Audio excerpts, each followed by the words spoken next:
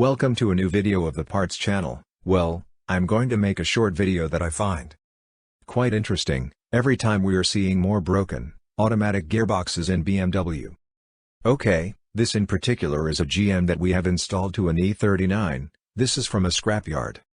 The 39 was bought by the owner, new, back in 2002 and of course, he spent a long time taking it to the official house where he bought it and of course, the mechanic who did the maintenance told him that these boxes do not require maintenance, they last as long as the vehicle's engine lasts. Let's see, not by chance, let's see, these boxes, I do not care if it is the GM or the ZF, okay, let's see the ZF. The truth is which is much more resistant than the GM, but if this box had been serviced every 50,000 kilometers, changing the oil and filter, because this vehicle would not have any problem. I say it because I, in particular, have had several BMW of these with automatic boxes and I did that to them, usually between 50 and 60,000 kilometers. I changed oil and filter and I had no problem with any of the automatic gearboxes, okay.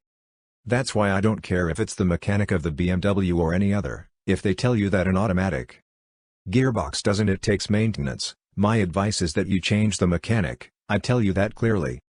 Okay, let's see, I have seen a question that someone had also asked me when I would change the oil. Let's see, I look at these faces as I say each 50,000, at times I have been able to take a little longer, but never more than 60,000 kilometers. If it were a ZF it can hold a little more, but I would also advise changing it there, if you want to wait a little longer in the ZF at 80,000.